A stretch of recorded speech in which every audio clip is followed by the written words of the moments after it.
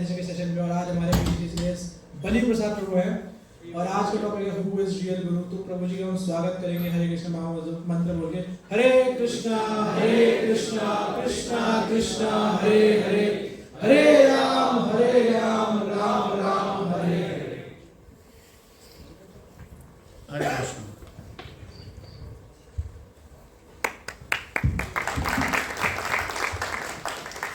ओम अज्ञानतिमिरन्धस्य ज्ञानञ्जनशलाकया चक्षुरुन्मीलितं येन तस्मै श्रीगुरवे नमः।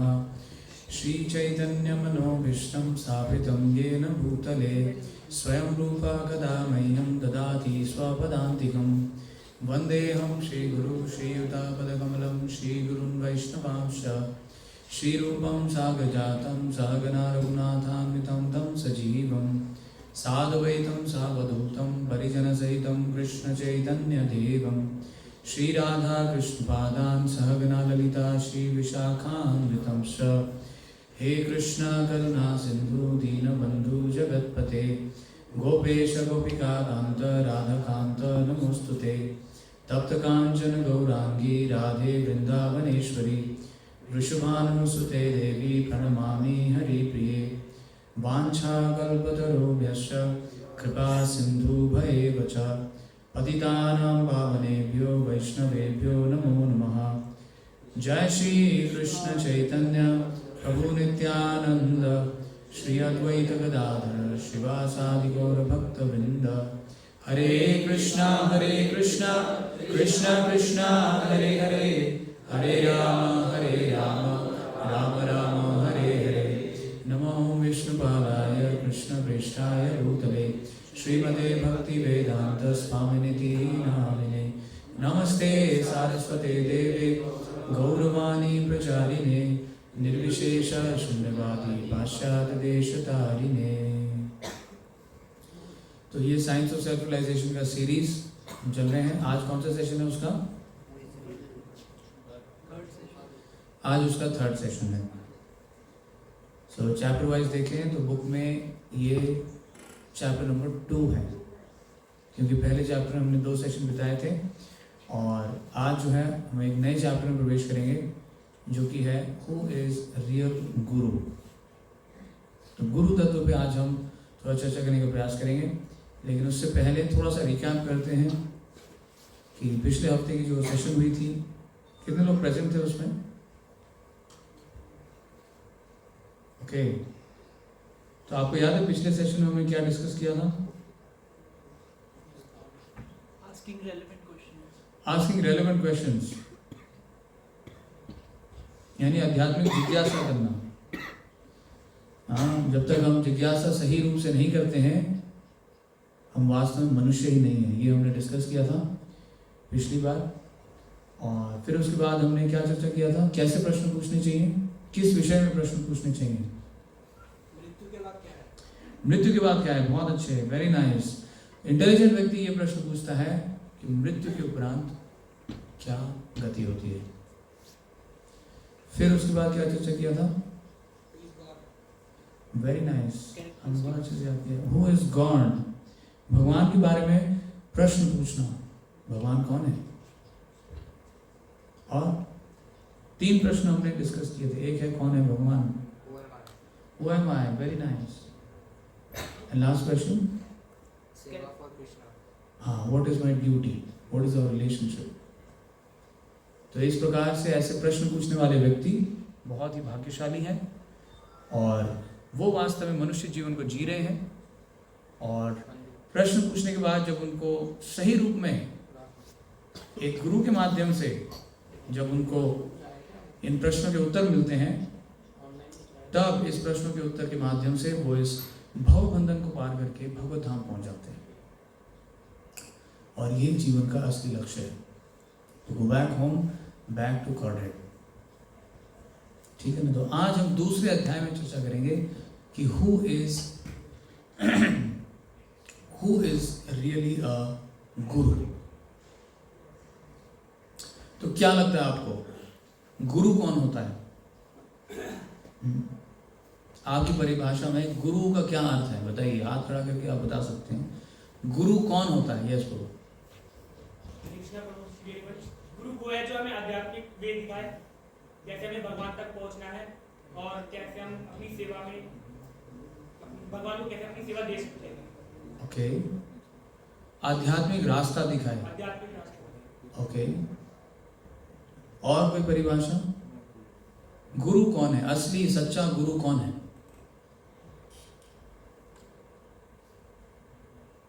यस प्रभु। जो आपको सही रास्ता बताए। हाँ, वही बात है, सही रास्ता बताए। सही क्या होता है? सही वही जो आपके हित में है। क्या है आपके हित में? भगवान को पाना। भगवान को पाने का रास्ता दिखाए। अल्टीमेटली वही बात है, यानी भगवान को पाने का जो रास्ता दिखाए वही गुरु है। जो व्यक्ति भगवान को रास्ता, भगवान का क्या रास्ता है, किस रास्ते में जाएंगे तो भगवान मिलेंगे, वो रास्ता के बारे में जो ज्ञान देता है वही गुरु है। तो वास्तव में आप बिल्कुल सही बोल रहे हैं। गुरु वही व्यक्ति है जो कि आध्यात्मिक जगत का व्याख्यान करे, भगवान के धाम के बारे में बताए, भगवान को प्राप्त करने का रास्ता बताए। लेकिन समाज में बहुत सारी गलत भ्रांतियां हैं। लोग सोचते हैं कि जो कोई चमत्कार दिखा दे वही है गुरु। जो कोई अपने मिस्टिक पावर से कुछ चमत्कारी कार्य कर दे, कुछ मैजिक कर दे, वो है गुरु। मेरे शरीर में बहुत पीड़ा है, मैं उन व्यक्ति के पास जाता हूँ, वो व्यक्ति बोलता है कि आप दिन में जो है इन चिड़िया को अनाज खिला दीजिए, या ये काम करिए, या फिर वहाँ जाइए और वहाँ जाकर के आप उन लोगों को ऐसा भोजन कराइए और आपका दुख पीड़ा खत्म हो जाएगा। और मैंने वही किया और चमत्कार देखिए, मेरा 2 हफ्ते में बीमारी जो है वो समाप्त होगी। तो यही है मेरे गुरु। कई लोग ऐसा सोचते हैं। या फिर एक और भ्रांति है, कई लोग सोचते हैं कि ये जो व्यक्ति हैं बहुत जबरदस्त प्रवचन देते हैं, क्या जब बोलते हैं मुंह से जो है साक्षात सरस्वती प्रकट हो जाती हैं, ऐसा प्रतीत होता है। और इतनी सुंदर जो है वो गाथाएं सुनाते हैं कि आंखों में आंसू आ जाते हैं। तो वास्तव में यही है गुरु।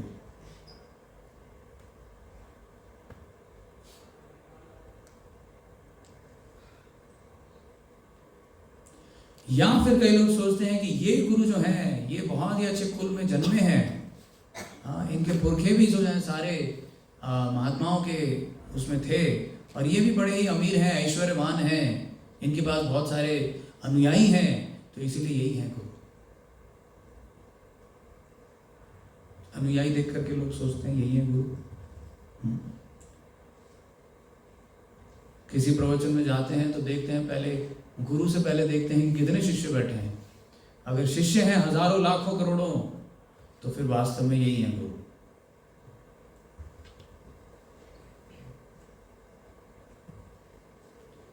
तो इस तरीके से समाज में अनेक प्रकार के तात्पर्य हैं कि गुरु कौन होता है, सच्चा गुरु कौन होता है।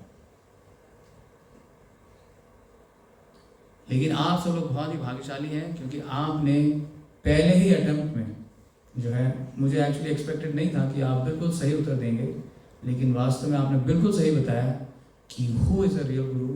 A real Guru is one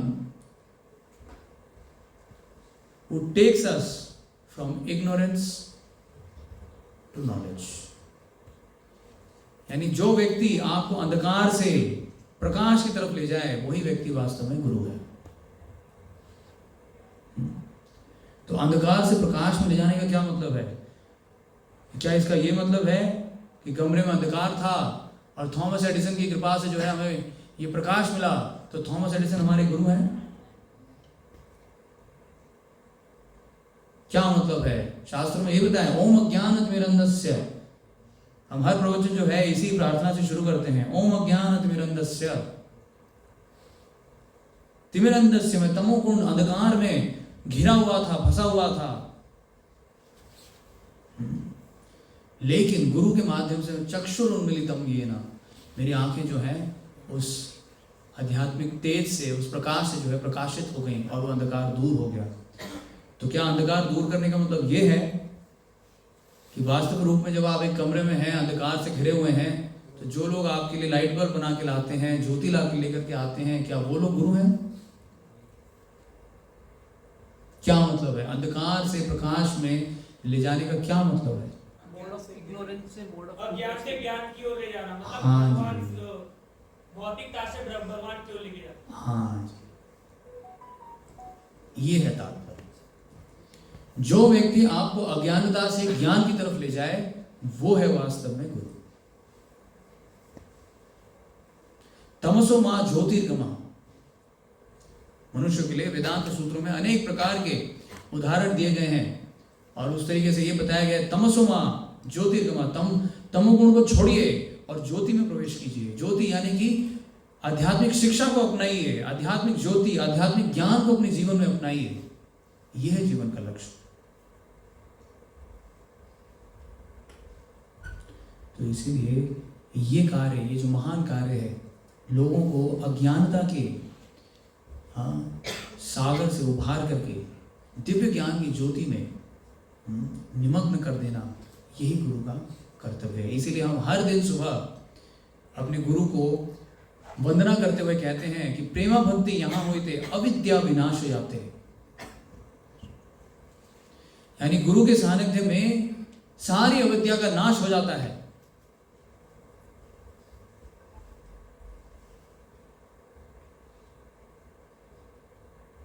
और क्या होता है? दिव्य ज्ञान हृदय प्रकाशित।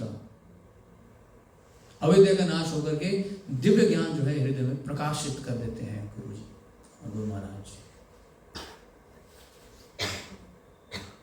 तो इसीलिए ये ज्ञान की तलवार लेकर के श्रील प्रभुपाद जी अकेले अमेरिका गए, क्योंकि गुरु के पास केवल ये ज्ञान ही होता है जिसके माध्यम से वो सारे संसार को बचा सकता है, और किसी भी चीज की आवश्यकता नहीं है।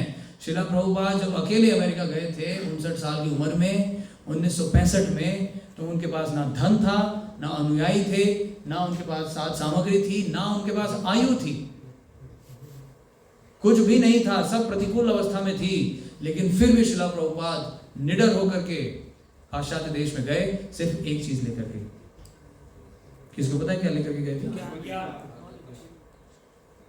वो केवल एक पेटी श्रीमद् भागवतम लेके गए थे।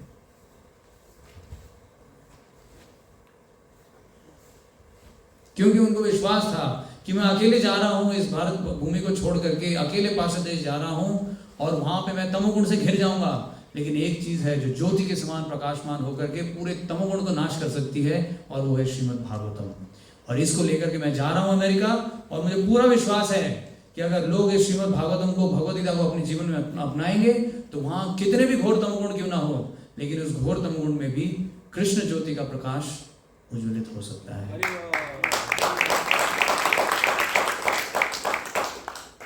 तो इसीलिए श्रील प्रभुपाद जी ने करके दिखाया।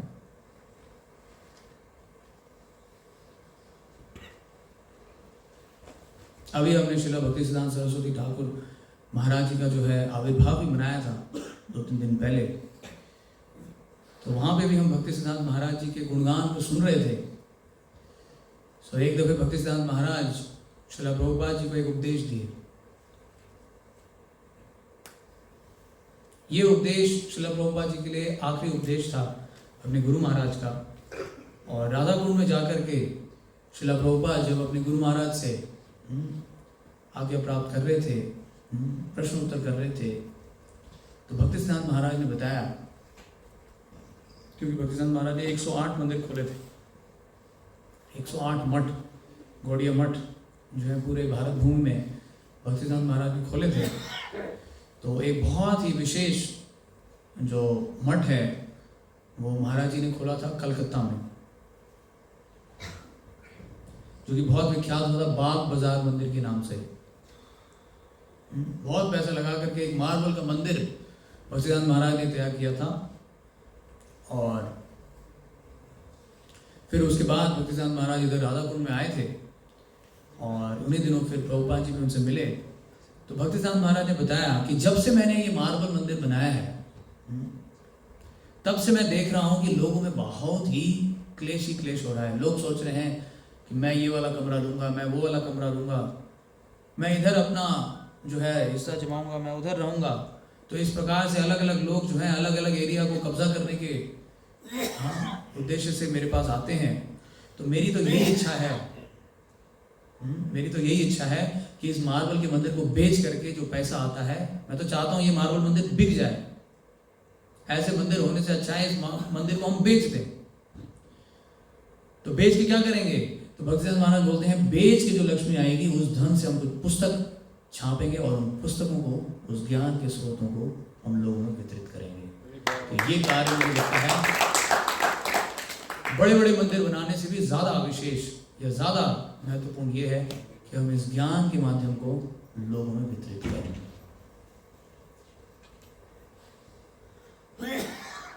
ठीक है ना?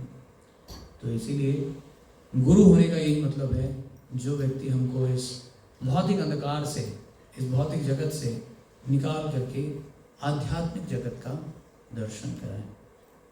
क्योंकि ये भौतिक जगत अंधकार है, वास्तव में अंधकार का भी अंधकार है, अज्ञानता का भी अंधकार है, और साथ ही साथ ज्योति में भी, अगर हम ज्योति की बात करें तो भी अंधकार है। क्योंकि जैसे ही सूरज चले जाता है तो नेचुरल जो स्थिति है वो धरती के सामने आ जाती है, और वह अंधकार। सूर्य ना हो तो ये सारा संसार अंधकार है। तो इसलिए सूर्य के माध्यम से ही हम थोड़ी बहुत जो रोशनी महसूस करते हैं वो सूर्य की उपस्थिति की वजह से है, नहीं तो वास्तव में संसार अंधकार ही है। लेकिन भगवान बताते हैं कि वो जो जगत है, जो मेरा परम धाम है, वहां पे ऐसा अंधकार नहीं है अर्जुन।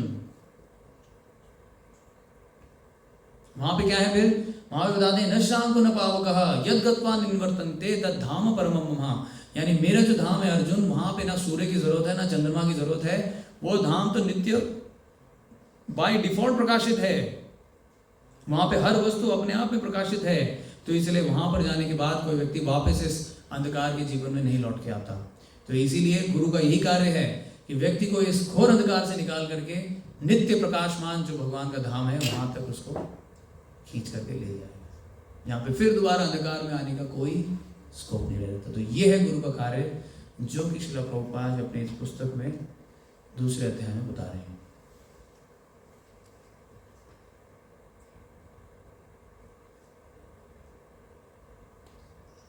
अब एक और सवाल।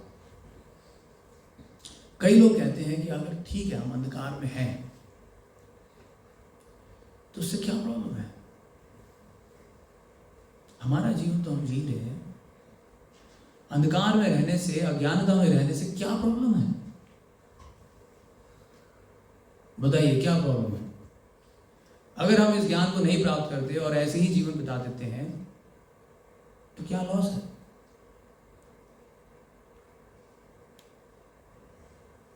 जन्म मृत्यु का चक्र, क्योंकि माया एक ऐसी चीज है जो बार बार हमें भौतिकताओं की ओर ले जा रही है।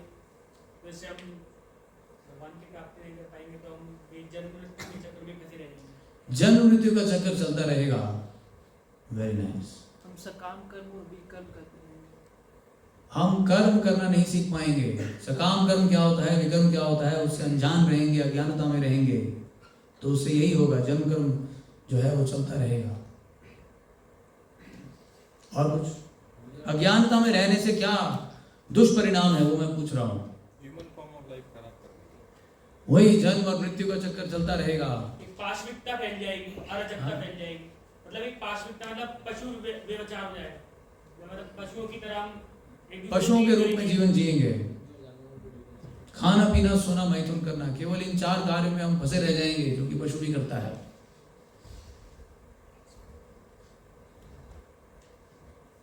और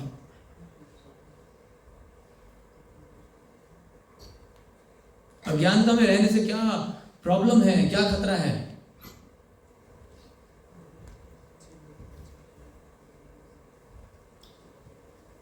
तो श्रील प्रभुपाद जी बताते हैं कि सारे दुखों का स्रोत है अज्ञानता। यानी जितने भी दुख हम आज झेल रहे हैं उन सब दुखों का कारण है अज्ञानता। इसीलिए यदि आप अज्ञान ही रहना चाहते हैं तो फिर तैयार हो जाइए दुखों के सागर पर चलने के लिए।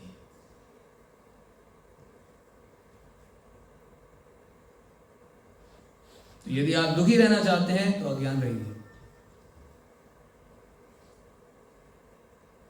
ये सब आप भौतिक उदाहरणों से भी आप सीख सकते हैं कि जो व्यक्ति अज्ञान में जीता है वो व्यक्ति हमेशा दुखी रहता है। अगर हम इसी ऑडिटोरियम में यदि इस बत्ती को बंद कर दें, हाँ, एकदम घोर अंधकार हो जाए, तो तुरंत आपको भय होने लगेगा। ये भय जो है दुख का पहला निशानी है कि अब भय हो रहा है। आपको पता नहीं है सामने क्या है, कहाँ पे रास्ता है, कहाँ पे कुर्सी है, आपको पता नहीं है। और जब सामने का पता नहीं होता है, अपने भविष्य का पता नहीं होता है, तो अंदर भय उत्पन्न होता है। और इसी भय का जो है, आप देखिए उदाहरण संसार में कितना भय है, वो पता चलता है जब आप लाइफ इंश्योरेंस डिपार्टमेंट में जाते हैं। इतने लोग केवल भय को मिटाने के लिए लाइफ इंश्योरेंस खरीदते हैं, पता है आपको। कई व्यक्ति पूरा जिंदगी बिता देता है, कभी भी उस इंश्योरेंस को कमा नहीं पाता है, लेकिन कितने हजारों लाखों रुपए वो इंश्योरेंस में गवा देता है। क्यों? क्योंकि फ्यूचर का भय, दिख ही नहीं रहा है फ्यूचर, भय है, डर है, क्या होगा क्या नहीं होगा। इसीलिए व्यक्ति लाइफ को सिक्योर करने के लिए कुछ पैसे ही देता है कि भाई ठीक है, मेरे इस भय को कम करो, ये लो पैसे।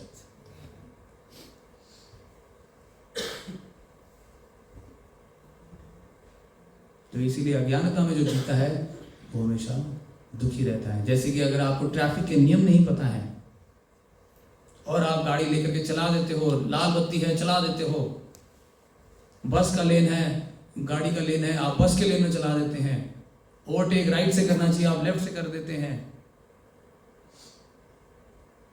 क्योंकि ट्रैफिक रूल से आप अज्ञान हैं। लेफ्ट में चलना चाहिए, आप राइट में ले जाते हैं गाड़ी, तो परिणाम क्या होता है? क्या परिणाम होता है? या तो एक्सीडेंट हो जाता है, आपको कष्ट मिलता है, या फिर आपको चालान हो जाता है, उसमें भी कष्ट मिलता है। बिजली की तारें आप जो हैं सही करने में लगे हुए हैं, लेकिन आपको बिजली का ज्ञान नहीं है, तो गलती से भी अगर आप गलत तार को गलत चीज से जोड़ देते हैं तो झटका लग सकता है। तो इसी प्रकार अज्ञानता में रहने से कष्ट जो है बहुत ही नजदीक है।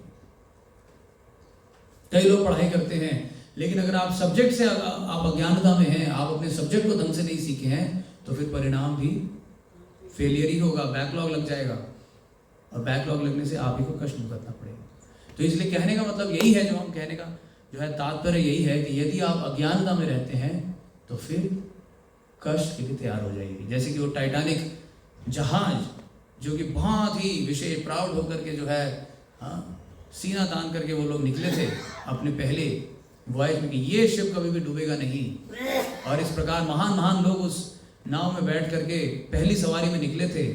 पूरा विश्वास था कि ये जो नाव है वो हमें कभी भी डुबाएगा नहीं, लेकिन सामने रहते हुए उस छोटे से पहाड़ को देख नहीं पाए। उनको लगा कि ये तो छोटा सा टापू है, ये इतने बड़े जहाज को क्या बिगाड़ेगा। अज्ञानता में वो थे, क्योंकि उनको केवल वही दिख रहा था जो पानी के ऊपर है, लेकिन उनको ये नहीं दिखा कि पानी के नीचे तो बहुत ही विशाल पहाड़ है वो। और इस अज्ञानता में उसी के बगल से निकल गए, और फिर नीचे से जब उसको टक्कर लगी तब जो है असलियत सामने आई।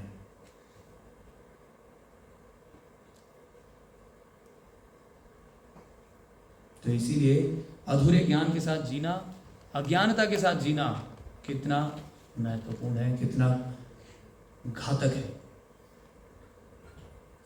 उसी प्रकार आज भी हम जो है इस भौतिक संसार में अपने आप के ज्ञान से, अपने आप के असलियत से जो है अज्ञान में जी रहे हैं। हम सोच रहे हैं कि ये शरीर ही अपना असली संपत्ति है, ये शरीर ही मैं हूं, और आत्मा के ज्ञान से हम अज्ञान हैं। और इसीलिए सारे ये शोकों का कारण बनता है। अर्जुन वहां पर बोलते हैं कि मैं शोकग्रस्त हो चुका हूं, मैं मोहग्रस्त हो चुका हूं, मैं परेशान हूं, कृपा करके भगवान कृष्ण मुझे आदेश दें ना, मुझे नहीं समझ में आ रहा है। कार्पण्य दोषो उपहत स्वभाव,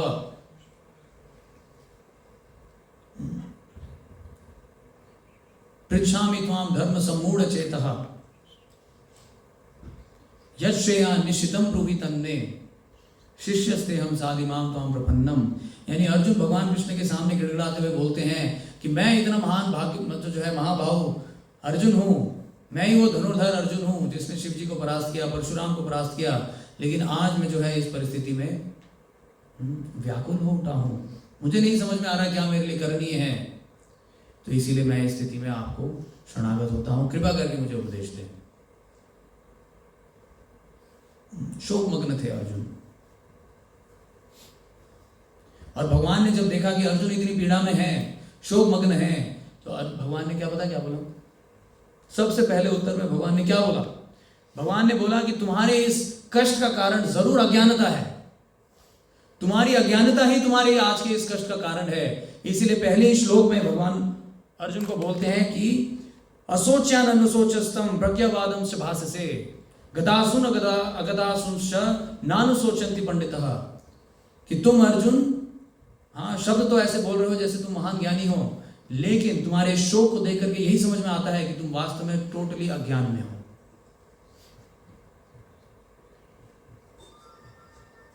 तो इसीलिए आज तुम्हारे इस शोक को मिटाने के लिए, तुम्हारे इस दुख और दर्द को मिटाने के लिए मुझे अब तुम्हें भगवद गीता का ज्ञान सुनाना पड़ेगा।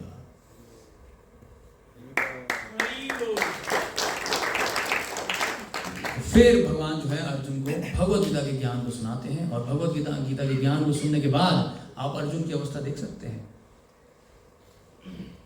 नष्ट मोहा स्मृति लब्धा, मेरा मोह सारा नष्ट हो चुका है, स्मृति वापस आ गई है, वापस मैं उठ खड़ा हो चुका हूं, और वापस मैं जो है उत्साहित हूं, अब मैं लड़ने के लिए तैयार हूं। तो इस प्रकार अज्ञानता में रहने से हम कष्टों को बुलाते हैं, और ज्ञान में जब हम चले जाते हैं तो फिर सच्चिदानंद।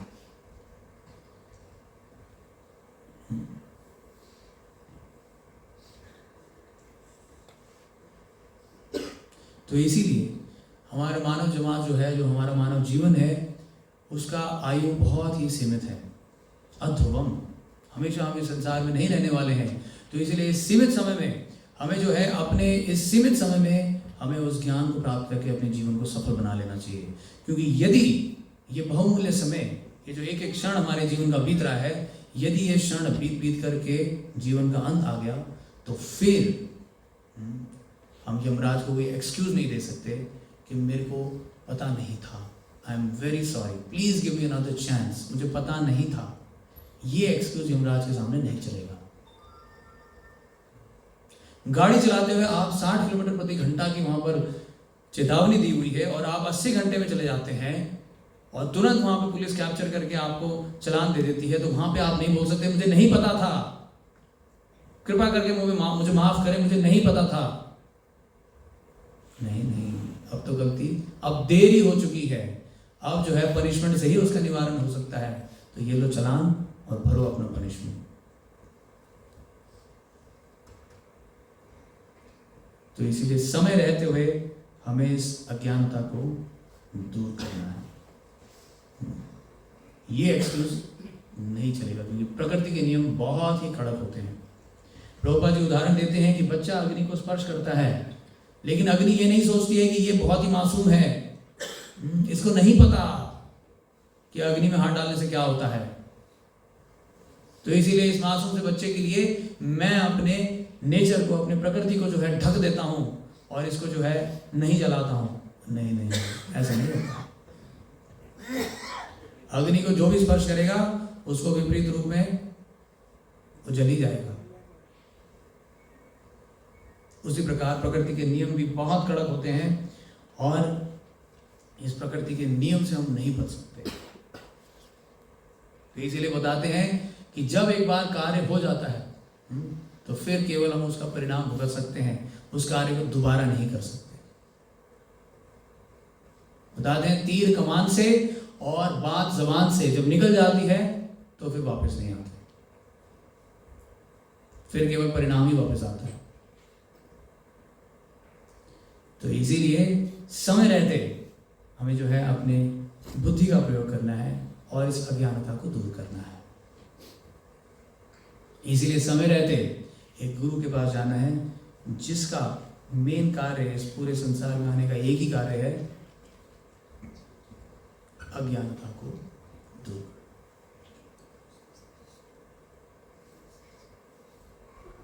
ठीक है। अब अज्ञानता को दूर कैसे करते हैं गुरु? ऐसा कौन सा ज्ञान सुनाते हैं गुरु जिससे कि हमारी अज्ञानता दूर हो जाए? बताइए, ऐसा कौन सा ज्ञान चाहिए हमें जिससे हमारी अज्ञानता दूर हो जाए? बताइए, कौन सा ज्ञान? दिव्य ज्ञान में क्या मतलब है? कौन सा ऐसा ज्ञान है जो कि हमारे इस चोट को भर दे, इस अज्ञानता की इस चोट को भर दे? कौन सा ज्ञान? भगवत गीता का ज्ञान, आध्यात्मिकता का ज्ञान, आध्यात्मिकता का ज्ञान। आध्यात्मिकता में बहुत सारे विषय होते हैं। कई लोग निराकार ब्रह्म को मानते हैं, वो निराकार ज्ञान लेते हैं, वो भी आध्यात्मिक घेरे में आता है। कई लोग भक्ति का ज्ञान लेते हैं, कई लोग कर्म योग करते हैं, कई लोग अष्टांग योग करते हैं। कौन सा ज्ञान? वैकुंठ जाने का ज्ञान, वैकुंठ जाने का ज्ञान। और कौन सा ज्ञान? भगवान से प्रेम करने का ज्ञान, भगवान से प्रेम करने का ज्ञान, माया को जाने का, माया को जानने का ज्ञान। भगवान उससे तो इधर ही रही, भगवान के संबंध को जानने का ज्ञान, 84 लाख योनियों से बचने का ज्ञान, 84 लाख योनियों से बचने का ज्ञान, उनको जानने का ज्ञान, खुद को, साइंस ऑफ सेल्फ रियलाइजेशन, जन्म मृत्यु के चक्र से निकलने का ज्ञान, अच्छी आदतों का ज्ञान, अच्छे कर्म का ज्ञान। ठीक है। अच्छा, तो ये शब्द ही बेकार है एक्चुअली। अच्छा बुरा क्या होता है? ये जो चीज़ आपके लिए अच्छी है वो किसी के लिए बुरी है, तो इसलिए ये शब्द तो हाँ एक ऐसे सभा में हम क्योंकि अच्छा बुरा का कोई डेफिनेशन नहीं। तो कैसा ज्ञान चाहिए? भौतिक ज्ञान, भौतिक ज्ञान। अरे वाह, भौतिक ज्ञान। कैसा ज्ञान चाहिए? श्रील प्रभुपाद जी बताते हैं कोई ज्ञान की परिभाषा नहीं है, जो भगवान बोलते हैं वही एज इट इज रिपीट करना, वही है ज्ञान। Presenting the words as it is. तो इसीलिए गुरु वास्तव में एक पोस्टमैन की तरह होता है। पोस्टमैन का कोई काम नहीं होता है, उसको कुछ अलग से ज्ञान सीखने की जरूरत नहीं है। केवल जो चिट्ठी भगवान ने वहां पर लिखी है वही चिट्ठी ला करके आपको उन लोगों तक पहुंचानी है, वही है ज्ञान। Presenting the words of Krishna as it is. इसीलिए धर्मं तो साक्षात भगवत प्रणीतम, यानी जो भगवान के मुख से निकल गया वही धर्म है, वही ज्ञान है। और आपको अलग से कोई ज्ञान अर्जित करने की जरूरत नहीं है, ज्ञान उत्पन्न करने की जरूरत नहीं है। केवल जो भगवान ने बोला है उसको पढ़ लीजिए और एज इट इज तोते की तरह बोल दीजिए, वही है ज्ञान।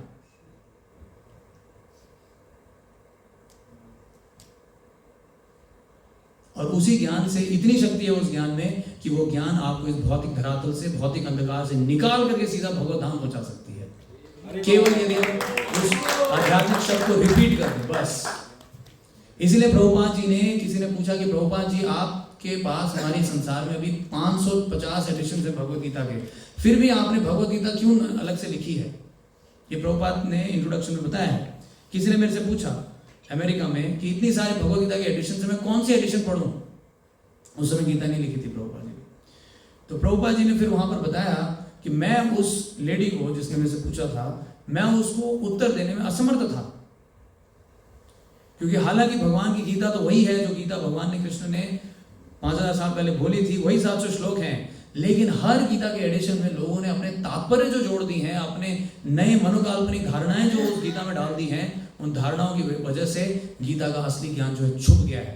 तो इसीलिए मैं कोई भी एक गीता का एडिशन उसको सुझाव नहीं दे पाया। इसीलिए आज मैंने एक और गीता लिखनी पड़ी है, जिस गीता का नाम रखा है Bhagavad Gita as it is.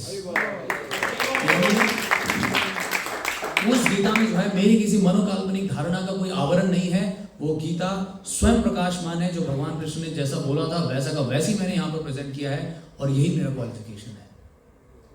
मैंने कोई आवरण नहीं लगाया, यही मेरा क्वालिफिकेशन है। जैसे पोस्टमैन यदि चिट्ठी को खोल करके उसमें तोड़ मतोड़ करके दे देता है, तो वास्तव में उस मैसेज को वो पोस्टमैन ढक देता है, और फिर उस मैसेज से जितना मिल सकता था उस व्यक्ति को उतना नहीं मिल पाता है। तो इसलिए असली पोस्टमैन वही है जो एज इट इज चिट्ठी को सीधा ले और वो जिस डेस्टिनेशन में पहुंचना चाहिए वहीं पर एज इट इज जमा कर।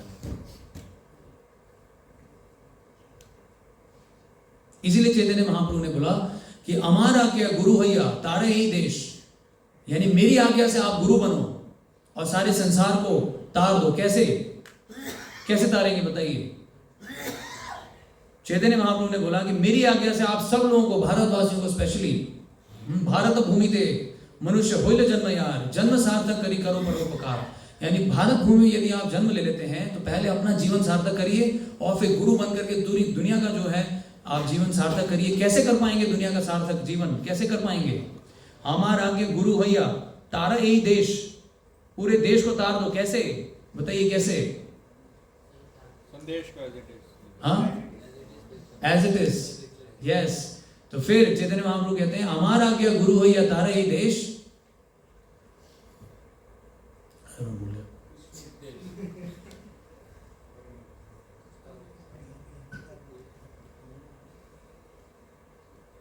हमारा के गुरु भैया तारे ही देश। लास्ट में भगवान, मुझे याद है लास्ट में बोलते हैं जाड़े देखो ताहे को कृष्ण उपदेश। ये है लाइन, जाड़े देखो ताहे को, जिधर भी देखो क्या बोल रहे हैं? कृष्ण उपदेश।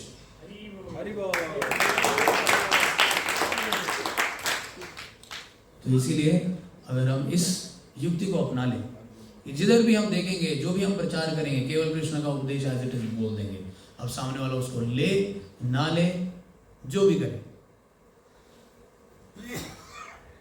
इसीलिए किसी ने प्रभुपाद से बोला अमेरिका में कि प्रभुपाद जी, शुरुआती के दिनों में प्रभुपाद से बोला, प्रभुपाद जी उस समय स्ट्रगल कर रहे थे न्यूयॉर्क में, तो किसी ने प्रभुपाद जी को सुझाया कि देखिए प्रभुपाद जी, आपके नियम बहुत कड़क हैं। आप लोगों से कहते हैं कि मांस छोड़ दें, मदिरा छोड़ दें, स्त्री संग, अवैध स्त्री संग छोड़ दें और जुआ खेलना छोड़ दें, इस प्रकार से हाँ नशा करना छोड़ दें। लेकिन वास्तविक रूप में पूरा पाश्चात्य देश जो है, पाश्चात्य जगत जो है, वो इन्हीं चार चीजों पे टिका हुआ है। तो आप इन्हीं चार चीजों को तोड़ने का प्रयास कर रहे हैं। मैं आपको बता रहा हूं आप असफल रहेंगे। और ये आपने क्या ये जो है बेडशीट लपेट रखा है, कृपा करके अगर आप यहाँ पर आकर के सक्सेसफुल होना चाहते हैं तो मेरा यही अनुरोध है कि अपने नियमों को थोड़ा सा हल्का कर दें और ये जो धोती कुर्ता पहना है इसको त्याग करके पैंट शर्ट पहन लीजिए, तब जाकर के लोग थोड़ी आपकी सुनेंगे। लेकिन इस तरीके से जो आप प्रचार कर रहे हैं, इससे कुछ नहीं होने वाला इस पाश्चात्य देश में।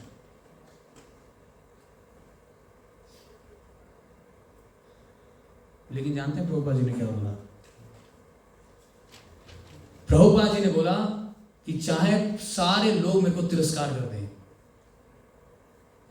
कोई भी वास्तव में मेरा ज्ञान ना सुने, लेकिन फिर भी आई विल नॉट कॉम्प्रोमाइज। जो शास्त्र में लिखा है मैं एज इट इज यहां पर बोलूंगा, और चाहे लोग सुने ना सुने या मैं ऐसे ही प्रयास करते करते मर जाऊं, लेकिन मैं कुछ भी जो है कॉम्प्रोमाइज नहीं करने वाला। यदि एक व्यक्ति भी इस संदेश को लेकर के शुद्ध भक्त बन जाता है तो मैं अपने आंदोलन को सक्सेसफुल मानूंगा। एक व्यक्ति अगर इस ज्ञान को जो है पूरी रूप से धारण कर लेता है और मेरे इस संदेश को जो मैं लेकर के आया हूँ भारत भूमि से, इसको अपना लेता है, तो मैं अपने आंदोलन को सक्सेसफुल मानूंगा। मुझे लाखों करोड़ों जो है सितारों की आवश्यकता नहीं है। यदि एक ही सूर्य मेरे पास आ जाए तो वो लाखों सारों जितने भी ये जो छोटे छोटे नक्षत्र होते हैं, जितने सितारे होते हैं, इनका क्या लाभ? इनसे कितनी ज्योति निकलती है? कोई लाभ नहीं है। लाखों करोड़ों अनुयायी होने का कोई लाभ नहीं है। लेकिन अगर एक सूर्य मिल जाए वही पर्याप्त है।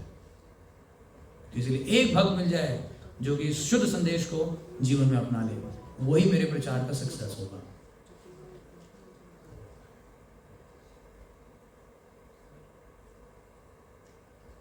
तो इसीलिए हमें इस संदेश को एज इट इज अपनाना भी चाहिए और एज इट इज वितरित भी करना चाहिए। तभी वास्तविक रूप में इस संदेश का पावर है। नहीं तो इतनी सारी गीताएं हुई, लेकिन उन गीताओं को पढ़ के कितने लोग भक्त बने? कोई नहीं भक्त बना। सब लोगों ने थोड़ा सा हो सकता है गुणगान कर दिया, वाह क्या गीता लिखी है, क्या लिखा है, क्या बात है, क्या बात है। ये सब थोड़े दिन हुआ, लेकिन फिर वो सब खत्म हो गया, डाई हो गया। कुछ समय के लिए ये चीजें जो है स्फुटित होती हैं, लेकिन समय के साथ सब उससे बोर हो जाते हैं, उसको त्याग देते हैं। लेकिन जब एक शुद्ध भक्त एक शुद्ध संदेश को एज इट इज प्रेजेंट करता है, तो उस शुद्ध मैसेज की शक्ति आप आज देखिए कि दुनिया भर में प्रभुपाद जी तो 108 मंदिर बना करके गए, लेकिन उनकी आवाज़ जो है वो आज भी बढ़ रही है। 700 से ज़्यादा केंद्र हो गए हैं, क्योंकि प्रभुपाद जी ने संदेश दिया था वो शुद्ध संदेश था, उसमें एक भी मिश्रण का आवश्यक नहीं था। तो इसीलिए वास्तव में गुरु का कार्य बहुत सरल है। वास्तव में देखें तो कितना सरल है। पोस्टमैन का काम कितना सरल होता है, कुछ करना होता है उसको, अलग से कुछ चिट्ठी लिखनी होती है किसी के लिए, कुछ नहीं करना होता है, केवल एक तरफ डिलीवरर है और एक तरफ रिसीवर है। डिलीवरर से लेना है, रिसीवर को देना है, बस। और ये कार्य करके हाँ व्यक्ति दुनिया को उतार सकता है, तारा ही देश। तो इसलिए प्रभुपाद जी कहा करते थे कि ये जो कृष्ण भावनामृत आंदोलन है ये बहुत ही सिंपल है। हमें केवल कृष्ण के वचनों को सुनना है, अपने जीवन में धारण करना है, और वही चीज एज इट इज सामने वाले को सुनानी है। तो इसीलिए गुरु का कार्य, गुरु अज्ञानता को काटने का जो तरीका है वो है मैसेज को एज इट इज प्रेजेंट करना। भगवान भगवत गीता में बोलते हैं मन मना भव मत भक्तो मद याजी माम नमस्कुरु, यानी मन को मेरे में लगाओ, मेरे भक्त बनो, मेरी उपासना करो और मेरे को प्रणाम करो। तो एक सच्चा गुरु लोगों के पास जाता है और ये नहीं बोलता कि मेरे को प्रणाम करो, मेरी उपासना करो। क्या बोलता है गुरु? बस वो इतना ही चेंज करता है, बस कि कृष्ण बोल रहे हैं मेरे को करना है, कृष्ण बोल रहे हैं मन मना भव मत भक्तो, बस। लेकिन जो गलत गुरु हैं वो सोचते हैं तथाकथित बोलने का ये अर्थ है कि मेरे को करो प्रणाम। ये भी गलत धारणा है।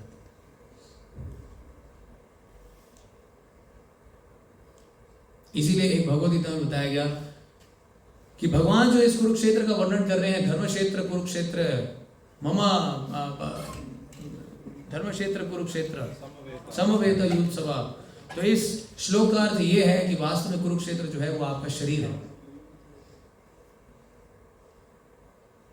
उसमें जो 5 पांडव हैं वो आपकी 5 इंद्रियां हैं, और इस प्रकार से उन इंद्रियों के साथ युद्ध चल रहा है। काम क्रोध लोभ मोह, और उसके विपरीत ये 5 इंद्रियां आपस में युद्ध कर रही हैं। यही है वास्तव में पांडव और कौरवों का युद्ध, और यही है कुरुक्षेत्र भूमि।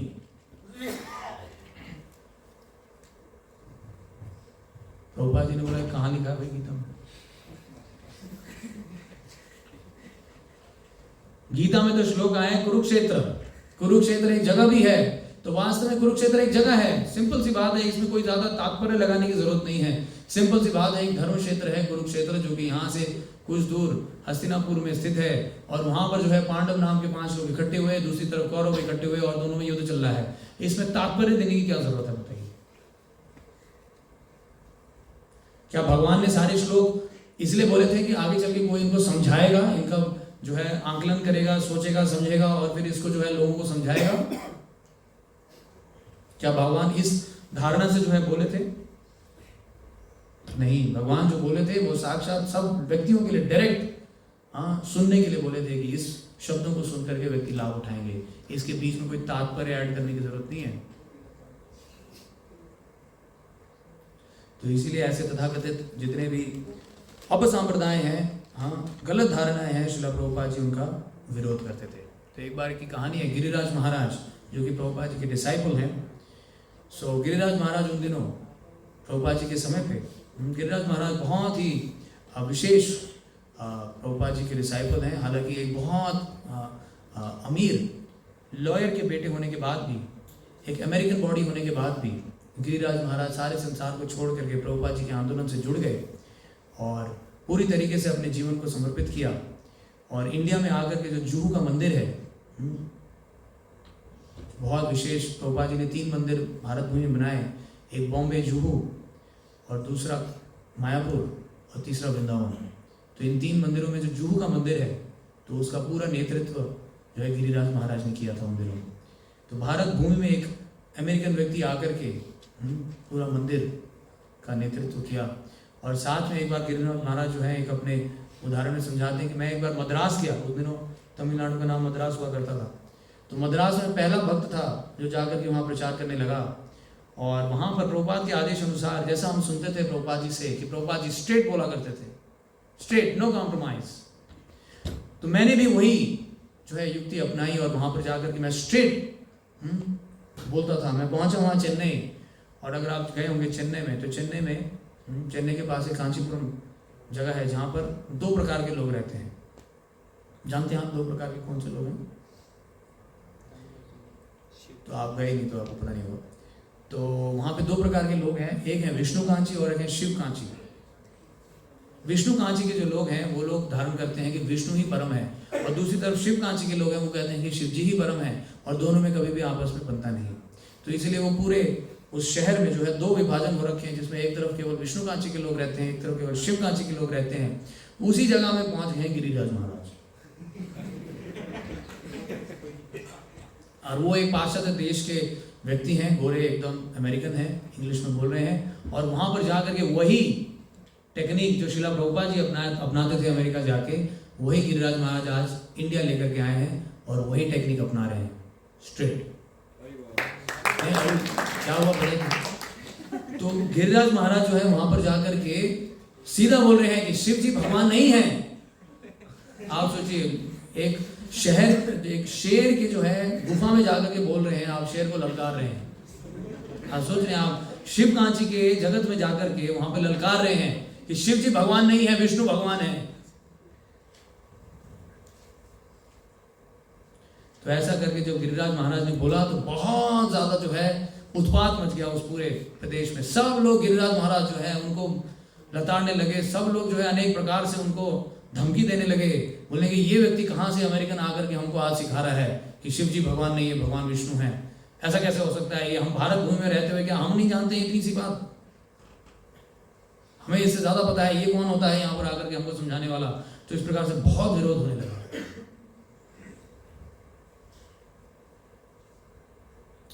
तो इस विरोध को देखते हुए गिरिराज महाराज ने प्रभुपाद जी को खत लिखा।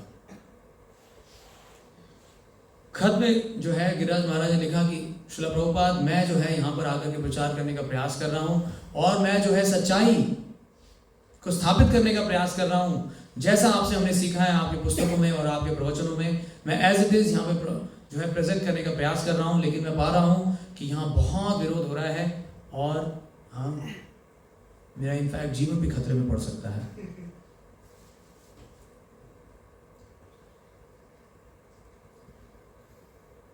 तो इसी बीच खत को लिख करके एक बड़े बिजनेसमैन के पास गिरिराज महाराज जो है प्रचार करने के लिए पहुंच जाते हैं, और वहां पर बिजनेसमैन जो है उनके साथ आर्गुमेंट शुरू करता है। वो कहता है कि आपके हिसाब से भगवान कौन है? तो गिरिराज महाराज साहब बोल रहे भगवान कृष्ण है। लेकिन वो बिजनेसमैन बोलता है नहीं, आपको क्या नहीं लगता शिव जी भगवान है? क्योंकि हम तो शिव जी को बहुत मानते हैं, शिव जी ही भगवान है। तो गिरिराज महाराज अनेक प्रकार से उसको समझाने का प्रयास करते हैं, लेकिन वो व्यक्ति जो है मानता नहीं। तो गिरिराज महाराज को लगता है कहीं जो है मेरे को अपने पीछे को कम तो नहीं कर देना चाहिए, कहीं थोड़ा सा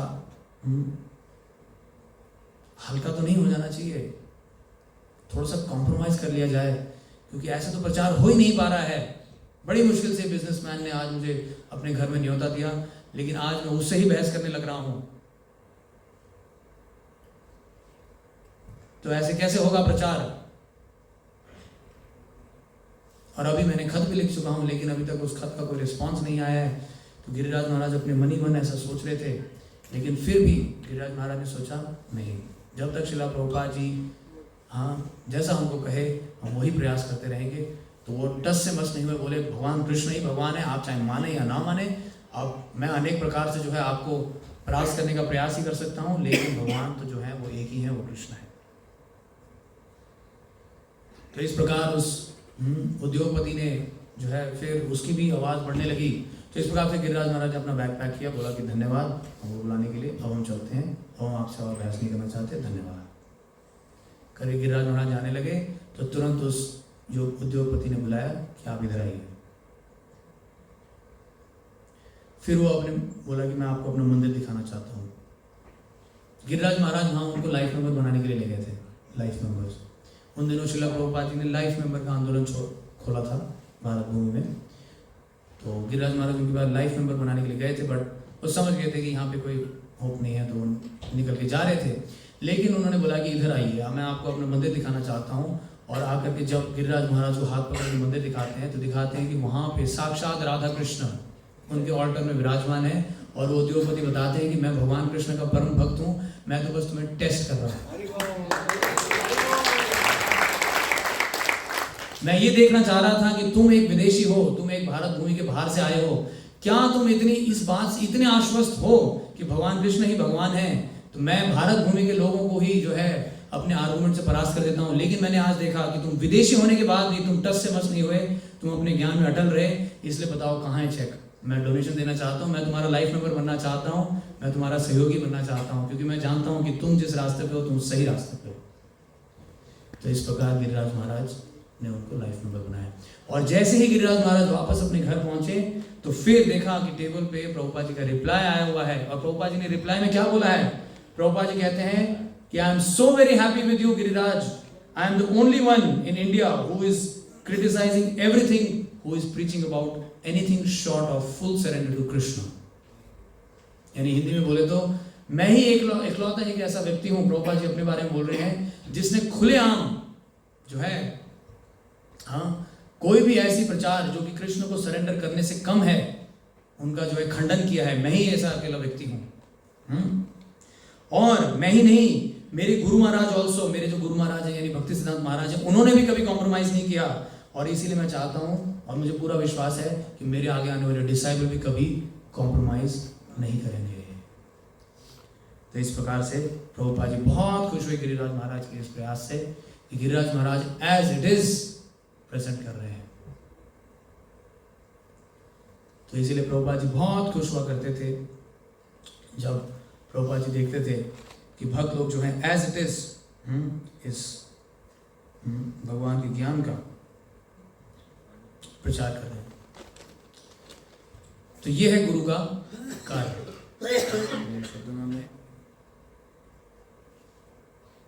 गुरु के कार्य को बताया जो कि बहुत ही सरल है। एक पोस्टमैन के उदाहरण से आप हमेशा के लिए याद रख सकते हैं कि गुरु बनना वास्तव में बहुत सरल है, और इतना सरल नहीं भी है क्योंकि एज इट इज प्रेजेंट करना आसान नहीं है, जैसे गिरिराज महाराज को कष्ट हुआ। तो इसीलिए डजंट मैटर कितने लोग सामने बैठे हैं, फिर भी message as it is present होना चाहिए। हाँ, एक आदर्श शिष्य को कैसा होना चाहिए? अब तो गुरु के बारे में बताया, शिष्य की क्या योग्यताएं होती हैं, तो उसके बारे में भी श्रील प्रभुपाद जी अपने इस ग्रंथ में बताते हैं बहुत ही विस्तार से। सो प्रभुपाद जी ये 4 उदाहरण 4 तरीकों से समझाते हैं कि शिष्य जो है, आदर्श शिष्य, उसके अंदर ये 4 गुण, ये 4 लक्षण होने चाहिए। भगवद गीता में इस शिष्य के लक्षणों के बारे में भगवान कृष्ण खुद बताते हैं। 4वां अध्याय 34वां श्लोक, किसी को याद है?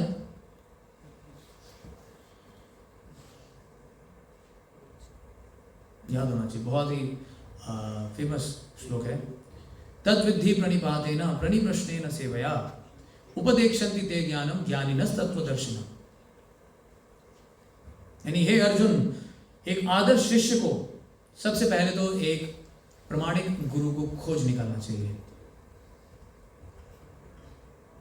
गुरु तो कई सारे बैठे हैं जो कि अपने नाम के आगे कोई महाराज लगा रखे हैं, कोई सन्यासी लगा रखे हैं, स्वामी लगा रखे हैं, अनेक प्रकार से जो है लोग गुरु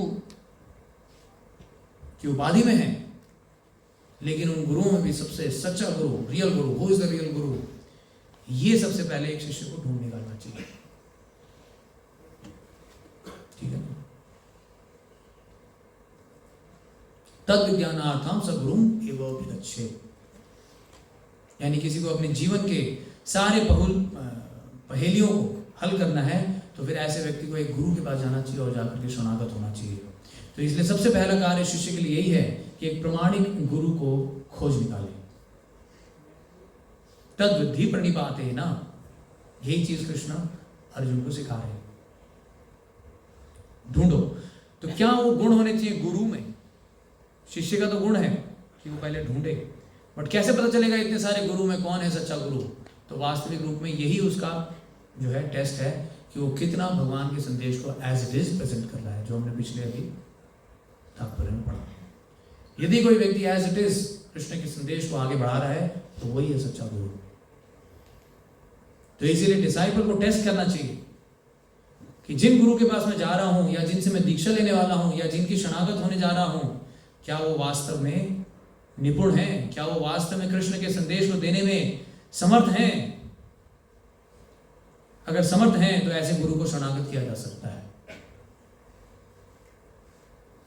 और यदि समर्थ नहीं है तो ऐसे गुरु को त्याग देना चाहिए। जैसे कि बलि महाराज ने शुक्राचार्य को त्याग दिया। जब देखा कि शुक्राचार्य के जो शब्द हैं वो गुरु के जो भगवान के संदेश से विपरीत हैं, भगवान ने बताया है कि मेरे शरणागत हो जाओ, सारे वस्तुओं को मेरे को अर्पित करो, भोक्ता राम यज्ञ तपसाम सर्वलोक महेश्वरम सूरदम सर्वभूतानाम ज्ञात्ममाम शांति मृच्छति। भगवद गीता में भगवान स्पष्ट रूप से बोलते हैं कि मैं ही सभी चीजों का भोक्ता हूं, इसलिए सब चीज मेरे को अर्पित करो। लेकिन यहां पर शुक्राचार्य बलि महाराज को बोलते हैं कि बलि महाराज कुछ भी मत देना वामन देव को, ये तुमसे 3 पग जमीन मांग रहा है, लेकिन वास्तविक रूप में ये तुमसे पूरा 3 जगत ले लेगा, इसलिए ये आपको छल करने के लिए आए हैं, आप इनको कुछ भी मत देना। तो बलि महाराज ने बोला भगवान तो बोलते हैं सब कुछ दे देना है, और यहाँ पे हमारे गुरु जो हैं तथाकथित गुरु कह रहे हैं कुछ भी मत देना, तो इसलिए क्या करूं? ऐसे गुरु को तो त्याग ही देता हूं। तो त्याग दिया उन्होंने, शुक्राचार्य को त्याग दिया और जाकर के वामन देव को सब कुछ निछावर कर दिया, सरेंडर कर दिया पूरे बलि महाराज। तो इस प्रकार हमें समझना चाहिए, विचारमान होना चाहिए, बुद्धिमान होना चाहिए कि कौन वास्तविक में गुरु है और कौन गुरु नहीं है।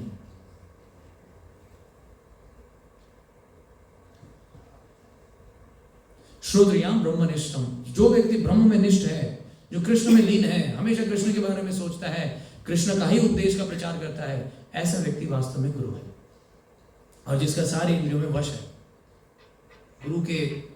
गुरु के भी लक्षण जो है उपदेश अमृत में मिलते हैं, जो अपने सारे इंद्रियों को वश में रख के केवल कृष्ण में अपने सारे मन को लगा देता है, वास्तव में वो गुरु है।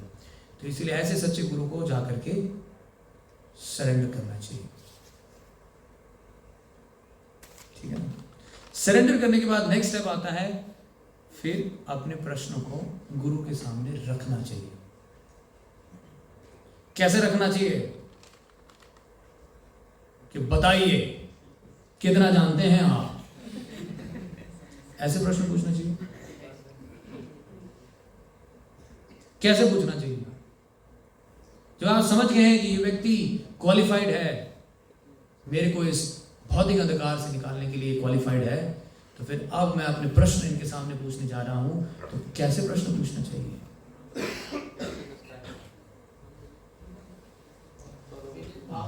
तो विनीत भाव, ये बहुत अच्छा होता है, विनीत भाव से जब आप अपने प्रश्न को रखते हैं, तब वास्तव में गुरु आपके प्रश्न को उत्तर देने के लिए प्रोत्साहित होते हैं।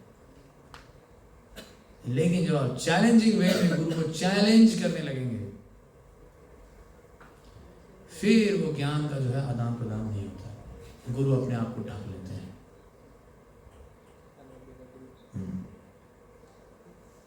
जिस प्रकार अर्जुन भगवान कृष्ण को जब पहले तो मित्र के रूप में रथ में साथ में बैठ करके सारथी के रूप में भगवान को बना करके अर्जुन जो है निकल पड़े थे लड़ने के लिए, लेकिन जब तक वो उस रथ से उतर के भगवान को नमस्कार नहीं किए, नीचे नहीं आ गए और शब्दों के माध्यम से जो है उनको स्वामी के रूप में स्वीकार नहीं किया, कार्पण्य दोषो उपहत स्वभाव, प्रक्षामि धर्म सम्मूढ़ चेतः यश्या निश्चितम ब्रूहि तन्मे शिष्यस्ते हम, मैं आपका शिष्य बन चुका हूँ कृष्ण, अब मैं आपका मित्र नहीं रहा, अब मैं आपका शिष्य बन चुका हूँ, आप मेरे स्वामी हैं, कृपा करके मुझे उपदेश दें।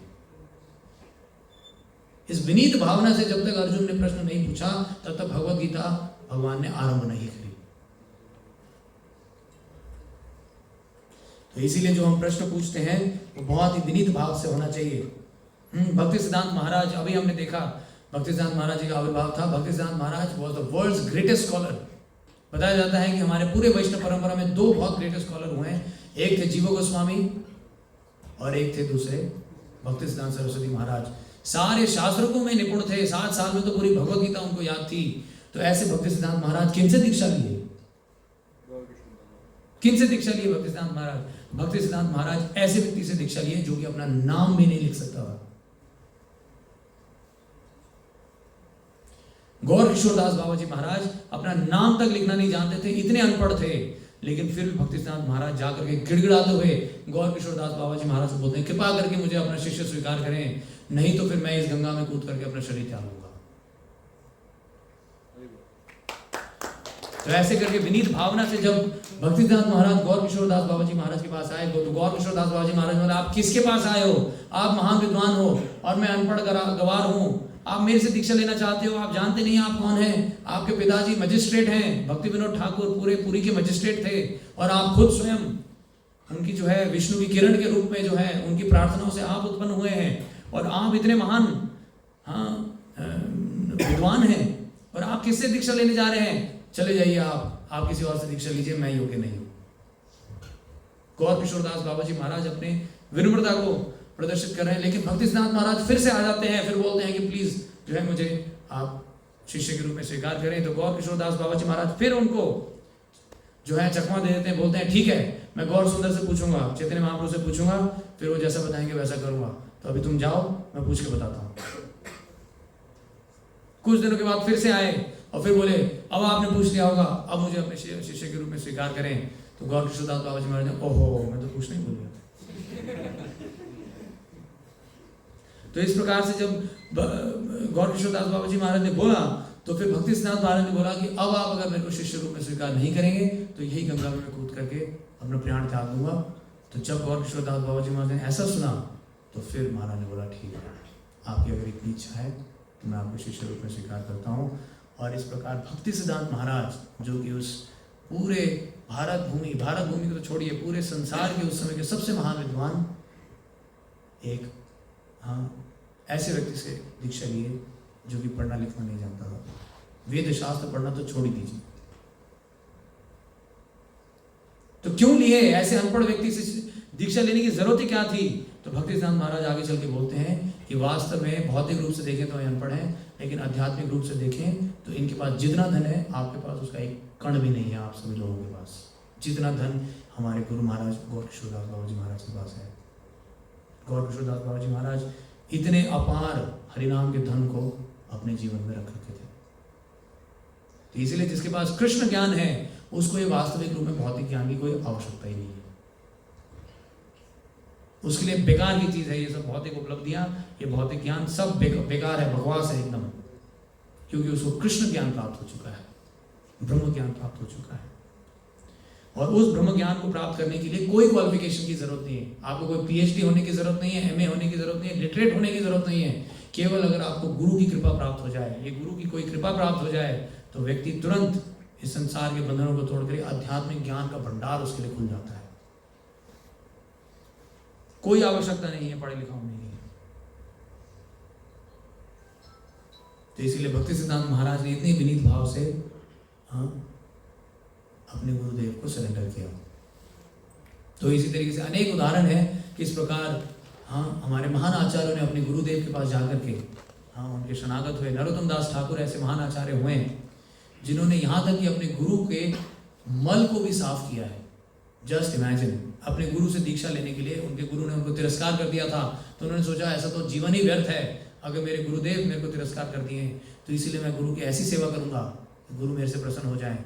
तो इसलिए गुरुदेव जी जाते थे जंगल में मल त्यागने के लिए, तो नरोत्तम दास ठाकुर उस जगह को साफ करके दोबारा पुनः अगले दिन के लिए बिल्कुल साफ रख देते थे, ताकि उनके गुरु महाराज जब अगले दिन फिर आएंगे फिर उनको एक स्वच्छ जल और स्वच्छ मिट्टी, स्वच्छ साबुन और स्वच्छ स्थान मिले। इस प्रकार से 1 साल तक ऐसे तुच्छ सेवा करके नरोत्तम दास ठाकुर ने लोकनाथ महाराज का ध्यान जो है आकर्षित किया। हालांकि नरोत्तम दास ठाकुर एक राजकुमार थे, तो इसीलिए गुरु के सामने अपने सारे जितने भी पद पोजीशन जो भी है वो सब त्याग करके विनीत भावना से स्वीकार कर लेना चाहिए कि वास्तव में ये ज्ञान जो है मेरे को इस भव बंधन के अंधकार से नहीं निकाल सकता, केवल गुरु के ही ज्ञान से मैं निकल सकता हूँ। तो इसलिए ऐसे ज्ञान का क्या वैल्यू, ऐसे पद का क्या वैल्यू, ऐसे पोजीशन का क्या वैल्यू। तो इसलिए सब त्याग करके मैं गुरु को शरणागत करता हूँ कि गुरु आप मुझे स्वीकार करें, आपके ज्ञान से ही मैं कर सकता हूँ। तो इसलिए जब तक आप मुझे नहीं सुनाएंगे तो कितना भी ज्ञान अर्जित कर लो, मैं इधर ही रहूँगा। तो इसलिए विनीत भावना से हमें अपने गुरु को अप्रोच करना चाहिए। और फिर गुरु के वचनों में पूर्ण श्रद्धा भी होनी चाहिए। जब आप प्रश्न पूछ लेते हैं, फिर गुरु कुछ आपको उपदेश में बताते हैं, तो फिर उन उपदेशों में पूरी श्रद्धा होनी चाहिए आपकी।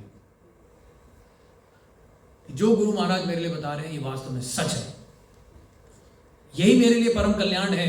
जो भी गुरु आज मेरे लिए बता रहे हैं, मेरे शुद्धिकरण के लिए जो मेरे उनके मुख से निकल रहा है, वही मेरे लिए परम कल्याणकारी है।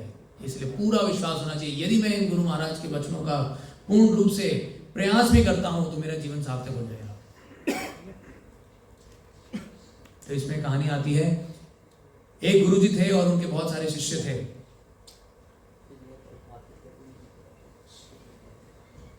तो एक बार गुरु महाराज ने अपने शिष्यों को बोला कि ये मैं आपके लिए एक बर्तन लेकर के आया हूं, मैं चाहता हूं कि आप इस बर्तन को लेकर के जाएं और जाकर के बगल में नदी से पानी लेकर के मेरे पूजा पाठ के लिए आप सब लोग इस टोकरी में अपना पानी लेकर के आए।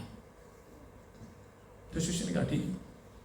तो सारे शिष्य उस टोकरी को लेकर के गए और जाकर के जैसे ही उन्होंने नदी से पानी उठाया तो देखा कि उस टोकरी में छेद थे। वो बांस की टोकरी थी जिसमें छेद थे, बीच में छेद होता है बांस की टोकरी में। तो शिष्य जैसे ही वो पानी भर करके गुरु के आश्रम तक आते थे तो पानी नीचे से रिस करके खत्म हो जाता था। तो सारे शिष्य जो है दोबारा से प्रयास करते थे और फिर जाकर के जब आश्रम तक आते थे तो पानी सारा रिस करके खत्म हो जाता था। तो कुछ समय प्रयास करने के बाद वो छोड़ दिए, बोले कि गुरु महाराज शायद जानते नहीं कि उनके बर्तन में छेद है, तो इसीलिए ऐसे प्रयास करने का क्या लाभ। तो इसलिए वो सब छोड़ करके बैठ गए। लेकिन एक व्यक्ति, एक शिष्य, उसने कहा गुरु महाराज ने अगर बोला है कि इसमें पानी लेकर के आना है तो पानी लेकर के आना है। तो दोबारा जाता था, पानी भरता था, आश्रम तक आता था, पानी खत्म हो जाता था, फिर जाता था, पानी भरता था, फिर से आश्रम तक आता था, पानी खत्म हो जाता था। तो गुरुजी जो है, शाम हो गई, सुबह से शाम तक हो गई, गुरुजी वापस आकर के देखे सारे शिष्य बैठे हैं। पूछा कि क्या हुआ, पानी नहीं लेकर के आए?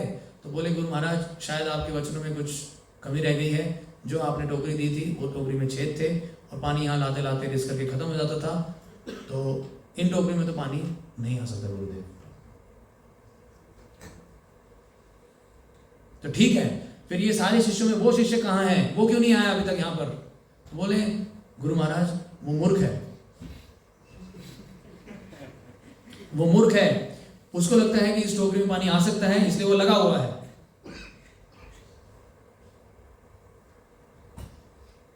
और इसी बीच में शिष्य वहां से टोकरी लेकर के आता है और देखता है पानी पूरा भरा हुआ है, उसी टोकरी में पानी पूरा भरा हुआ है। और गुरुदेव उसको बुला करके बोलते हैं और शिष्य को दिखाते हैं, अरे देखो पानी तो भरा हुआ है। तो शिष्य देख करके विस्मित हो जाते हैं, ये कैसे हो गया, इसी टोकरी में तो हम गए थे पानी लाने के लिए, आज ये शिष्य जो है पानी लेकर के आ गया, ये कैसे संभव हुआ? ये तो हमें लग रहा था असंभव कार्य है, कैसे हो सकता है ये कि बांस के जो है टोकरी में इतने सारे छेद होने के बावजूद उसमें पानी भर के जो है यहां तक लाया जा सकता है, ये कैसे संभव है? तो शिष्य ने बोला कि मुझे पूरा विश्वास था। शिष्य फिर आप बोलते हैं ये कैसे किया तुमने? तो शिष्य बोलते हैं मैं तो अपने गुरु महाराज के आदेश का केवल पालन किया। गुरु महाराज ने बोला था इसी टोकरी में पानी लेकर के आना है, मुझे पूरा विश्वास था कि अगर पानी आएगा इसी टोकरी में आएगा। मैं गया, पानी लेकर के आया, बार बार पानी निकल जाता था, लेकिन वो पानी बार बार निकलते निकलते बांस में जो बम्बू होता है उसमें पानी जो है इकट्ठा होने, अब्जॉर्ब होने लगता है, और जैसे जैसे बम्बू में पानी जो है अब्जॉर्ब होने लगता है वो बैम्बू जो है फूलने लगता है, और फूलते फूलते उसके सारे छेद खत्म हो जाते हैं और एक दिन वो जो है पूरी तरीके से सील पैक हो जाता है। और अब जो मैं पानी लेकर के आया हूँ ये पूर्ण रूप से पानी आ चुका है। तो गुरुदेव ने ये शिक्षा देने के लिए, गुरुदेव फिर बताते हैं मैं तुम्हें यही शिक्षा देने के लिए भेजा था। तुम लोगों को मेरे शब्दों में विश्वास नहीं था, लेकिन इस शिष्य में पूरा विश्वास था। तो देखो आज इसके पूरे विश्वास होने की वजह से आज ये सफल है और तुम विफल हो। तो वास्तव में विफलता यही है कि हमें गुरु के आदेश में विश्वास ही नहीं। हमें लगता है कि ये बड़े मामूली से बातें बताई जा रहे हैं, या वही बात बार बार बताए जा रहे हैं, कुछ तो नया होना चाहिए ना, कुछ तो एक्साइटिंग होना चाहिए, कुछ मजेदार मसाला होना चाहिए। तो छोड़ो इस प्रवचन को, मैं जाऊंगा कहीं और मसाला ढूंढने। तो इसीलिए हम लोग चले जाते हैं और यही हमारा दुर्भाग्य है। तो इसलिए गुरु के वचनों में पूरा विश्वास होना चाहिए। कि जो आज गुरु महाराज सुना रहे हैं यही मेरे लिए परम कल्याणकारी है। आज जो भी शब्दों के माध्यम से श्रील प्रभुपाद जी या पुस्तक के माध्यम से श्रील प्रभुपाद या हमारे गुरु महाराज जो हमको बता रहे हैं वो हमारे लिए परम कल्याणकारी है। चाहे कुछ भी क्यों ना हो, जो भी उनके मुख से निकल गया वो मेरे लिए सबसे परम कल्याणकारी है। इसलिए मुझे पूरा ध्यान से सावधान मते, श्री गुरु चरण पद्मा केवल भगवती सदमा, बंधु मोहि सावधान मते। सावधान होकर के अपनी पूरी मति एकाग्रचित करके मैं गुरु के वाक्य में अपने चित्त को एकाग्र करूं। गुरु मुख पद्म वाक्य चित्त ते करिया ऐक्य, आर ना करी हो मुने आशा। मेरी कोई और आशा नहीं है, केवल गुरु के मुख से जो निकल रहा है पूरा चित्त मेरा उसमें एक निष्ठ हो जाए। ये है full faith in gurus words. तो इसीलिए यस्य देवे परा भक्ति यथा देवे तथा गुरु तस्यैता कथितै अर्थ प्रकाशन्ते महात्मनः। जिस व्यक्ति का गुरु के आदेशों में पूरा विश्वास होता है वास्तविक रूप में वही अपने जीवन को सार्थक कर पाता है। तो इस प्रकार फिर केवल उनके आदेशों को सुनना ही नहीं है, फिर उनके आदेशों पे अमल भी करना है, यानी कि सेवा करनी है। तो ये सेवा का भाव हमारा बहुत ही प्रबल होना चाहिए। गुरु के आदेशों के अनुसार कार्यान्वित होना, अपने शरीर को लगाना, गुरु की सेवा में लगाना। तो यह है लास्ट। और यही भगवान में बोलते हैं तद्विद्धि प्रणिपातेन प्रणिप्रश्नेन सेवया। तो इसीलिए जब हम गुरु की सेवा में लगते हैं तब ये पूरा साइकिल कंप्लीट हो जाता है।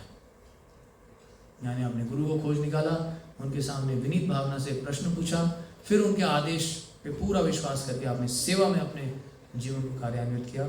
इस प्रोसेस से एक डिसाइपल जो है क्वालिफाइड डिसाइपल बन जाता है और फिर वो भी एक दिन गुरु बनने के लायक बन जाता है।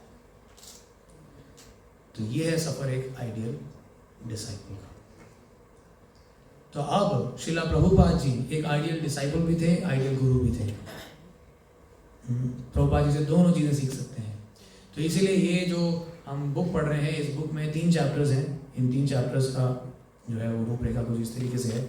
अभी हम SSR 2 में प्रवेश कर चुके हैं, चूजिंग अ स्पिरिचुअल मास्टर। ये हमारा इस बुक का दूसरा अध्याय है, जिसमें 3 सब टॉपिक्स हैं। जिसमें पहला है व्हाट इज अ गुरु, जो कि प्रभुपाद जी का एक आर्टिकल था। एक्चुअली हम जो भी आज डिस्कस कर रहे हैं ये सब इन आर्टिकल्स इन 3 सेक्शंस में से ही है।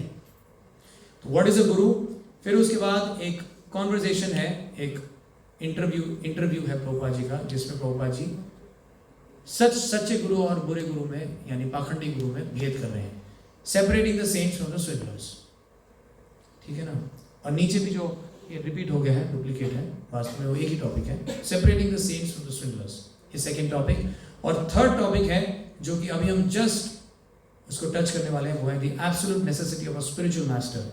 ये जो थर्ड टॉपिक है ये प्रभुपाद जी ने 1936 में अपने गुरु भक्तिसिद्धांत सरस्वती महाराज के लिए एक ग्लोरिफिकेशन लेटर लिखा था। वो आगे चल के इतना महान हुआ कि भक्तिसिद्धांत महाराज ने जैसे ही वो पढ़ा तो भक्तिसिद्धांत महाराज ने बोला ये व्यक्ति जो भी लिखे छाप डालो। प्रभुपाद जी को संबोधित करते हुए भक्तिसिद्धांत महाराज ने बोला क्या बात लिखी है इस व्यक्ति ने, ये जो भी लिखता है इसको छाप डालो। तो वो बहुमूल्य लेटर जो है वो आज भी मौजूद है, इस पुस्तक में मौजूद है। तो उसके कुछ अंश मैं आपको दिखाना चाहता हूँ किस प्रकार प्रभुपाद जी अपने गुरु को गुणगान कर रहे हैं। तो देखिए कोई पढ़ेगा, इसको जोर से पढ़ना है थोड़ा और धीरे धीरे। कोई पढ़ेंगे? थोड़ा सा जोर से पढ़िए। यस, कौन पढ़े? हाथ खड़ा कीजिए। ओके, कौन पढ़ेगा? पढ़िए पढ़िए, इंग्लिश में पढ़िए। Gentlemen, do not for a moment think that my Gurudev want to put a complete break on the modern civilization and impossible feat. But let us learn from him the art of making the best use of a bad bargain, and let us understand the importance of this human life, which is fit for the higher development of true consciousness. The best use of this real human life should not be neglected. हाँ, तो इस प्रकार श्रील प्रभुपाद जी अपने गुरु महाराज का गुणगान करते हुए बोलते हैं कि गुरु महाराज ने ये नहीं बोला कि अपने सारे कार्यों को त्याग दो, हाँ, अपने व्यवसाय को त्याग दो, लेकिन गुरु महाराज ये बोला कि इस बैड बार्गेन का बेस्ट यूज निकालो। यानी ये शरीर मिल चुका है तो फिर इसको बेस्ट यूज निकालो, इस ह्यूमन फॉर्म ऑफ लाइफ का बेस्ट यूज निकालो और इसको अपनी भक्ति में, सेवा में लगाओ। तो इस प्रकार हमारे गुरु महाराज ने हमें ये बहुमूल्य शिक्षा हमें दी, इसके लिए मैं आपका धन्यवाद देता हूँ। तो इस प्रकार से श्रील प्रभुपाद जी अपने गुरु महाराज का गुणगान कर रहे हैं। ये एक और प्रसंग है जो कि उसी लेटर में से निकाला गया है। कोई और पढ़ेंगे? थोड़ा माइक में पढ़िए, हाथ खड़ा कीजिएगा, पढ़िए पीछे।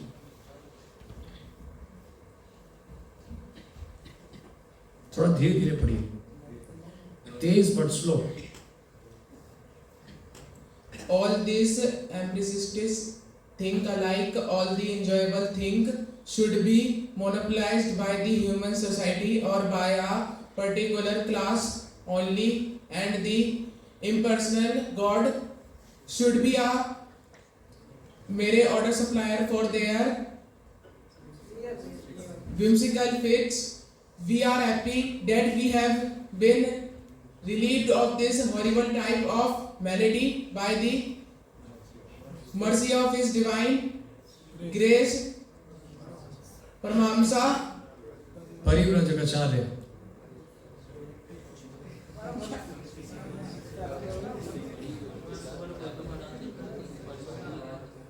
So we are happy that we have been relieved of this horrible type of malady by the mercy of His divine grace, Paramahamsa Parivrajacharya Bhakti Siddhanta Saraswati Goswami Maharaj. He is our eye opener.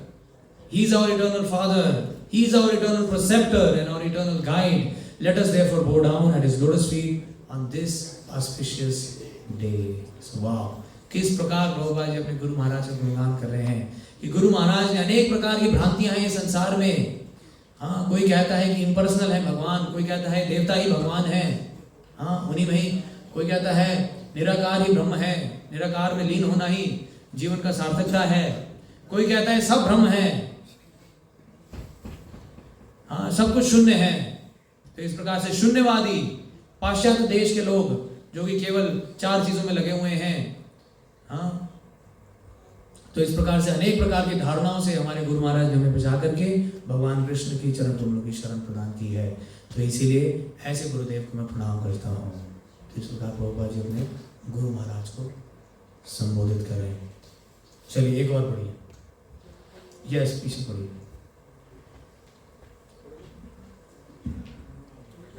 Gentlemen, although we are like ignorant children in the knowledge of transcendence, still His divine grace, and Gurudev, has kindled a small fire within us to dissipate the invincible darkness of empirical knowledge.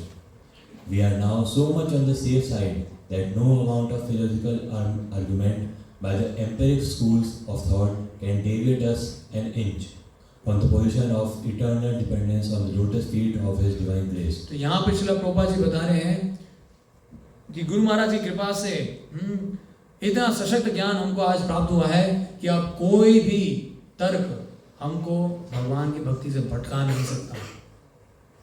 तो ये है गुरु महाराज की कृपा कि हमारे गुरुदेव ने ऐसा ज्ञान हमको सुनाया है कि अब कृष्ण के चरण कमलों से हमारा मन हट ही नहीं सकता। तो इस प्रकार से गुरु महाराज का ये पद है, ये उनका ये उनकी पोजीशन है कि किस प्रकार गुरु महाराज एक व्यक्ति को बचाते हैं। फिर लास्ट लाइन में क्या बोलते हैं? Furthermore, we are prepared to challenge the most erudite scholars of the Mayavad school and prove that the personality of Godhead and His transcendental sports in Golok alone constitute the sublime information of the Vedas. हाँ, तो इसलिए यहाँ पर प्रभुपाद जी बता रहे हैं हम तो आश्वस्त हो ही चुके हैं, लेकिन अब हमारे अंदर वो उत्साह आ गया है कि अब हम उन मायावादियों को भी आश्वस्त करने के लिए तैयार हैं जो कि सोचते हैं कि भगवान निराकार हैं।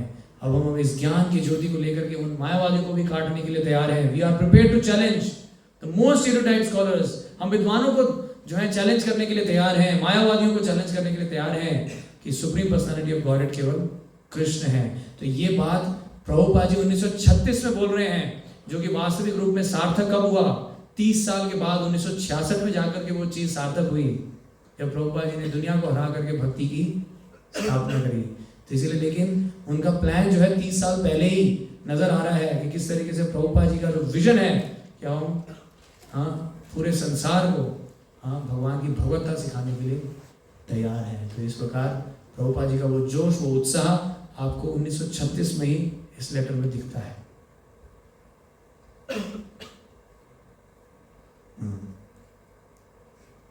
ये देखिए, ये पढ़िए क्या गुणगान कर रहे हैं प्रभुपाद जी का। ये यहाँ पे किसी ने हाथ उठाया था इस तरफ, इसको प्रभु जी कोट पहन।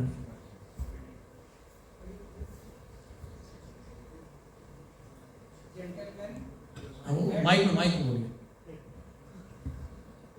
Gentlemen, had he not appeared before us to deliver us from the thraldom of these gross worldly illusions, surely we should have remained for life's days in the darkness of helpless captivity. Had he not appeared before us, we would not have been able to understand the eternal truth of the sublime teaching of Lord Chaitanya. Had he not appeared before us, we could not have been able to know the significance of the first block of the Brahma Samhita. इस प्रकार यदि भक्ति सिद्धांत महाराज नहीं होते तो फिर हम इस भौतिक अंधकार में जन्म जन्मांतर पड़े रहते हैं। यदि भक्ति सिद्धांत महाराज हमारे बीच में नहीं होते तो फिर हम चैतन्य महाप्रभु के ज्ञान को कैसे समझ पाते। यदि भक्ति सिद्धांत महाराज हमारे बीच में नहीं होते तो ब्रह्म संहिता है उनके श्लोकों को हम कैसे समझ पाते, ईश्वर परम कृष्ण, ये सब हम कैसे समझ पाते यदि भक्ति सिद्धांत महाराज हमारे बीच में नहीं होते। तो उसी प्रकार एक जयपताका महाराज हमारे प्रभुपाद जी के डिसाइपल में एक बहुत अच्छा भजन लिखा है जो कि हम आपको अभी यहाँ पर सुनाएंगे, जहाँ पर जयपताका महाराज लिख रहे हैं कि यदि प्रभुपाद ना होते, उन्होंने लिखा है कि यदि प्रभुपाद नहीं होते, जिस प्रकार प्रभुपाद जी अपने गुरु जी को बोल रहे हैं कि यदि भक्ति सिद्धांत महाराज नहीं होते तो फिर हमारा क्या होता। उसी प्रकार प्रभुपाद जी के डिसाइपल्स ने एक भजन लिखा है, यदि प्रभुपाद नहीं होते तो हमारा क्या होता। तो वो भजन अभी हम आपको दिखाएंगे, लेकिन ये लास्ट आखिरी जो है लाइन आप पढ़िए, ये पूरे लेटर की लास्ट लाइन है। किस प्रकार प्रभुपाद जी विनीत भावना की जो है पराकाष्ठा है ये, जब प्रभुपाद जी बोल रहे हैं with all humility in my command, अब प्रभुपाद जी ये बोलने वाले हैं। ये लास्ट लाइन है इस पूरे लेटर की जो कि प्रभुपाद जी भक्तिसिद्धांत महाराज के गुणगान में लिख रहे हैं। इसके बाद हम वो भजन सुनाएंगे आपको, तो ये लास्ट लाइन पे पढ़िए, कैसे गुरु का गुणगान करना चाहिए, थोड़ा स्पष्ट आवाज में पढ़िए इसको। Let me therefore bow down at his lotus feet. क्या बोल रहे हैं आप?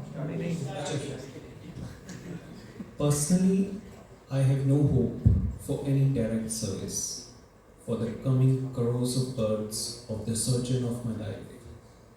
But I am confident that someday or other I shall be delivered from this mire of delusion in which I am at present so deeply sunk. Therefore, let me, with all my earnestness, pray at the lotus feet of my Divine Master to allow me to suffer the lot for which I am destined due to my past misdoings. But to let me have this power of recollection that I am nothing but a tiny servant of the Almighty, Absolute Godhead, realized through the unflinching mercy of my Divine Master. Let me, therefore, bow down at his lotus feet with all the humility at my command. So ये है श्रील प्रभुपाद की जय। इस प्रकार से प्रभुपाद जी ने अपने गुरु महाराज का गुणगान किया, और अब अभी हम वो भजन लगाएंगे। तो मैं चाहता हूँ ये लैपटॉप लेकर के ऊपर जाए और इस भजन को लगाएं। उनको फोन कर दो क्योंकि ऊपर दिख नहीं रहे हो।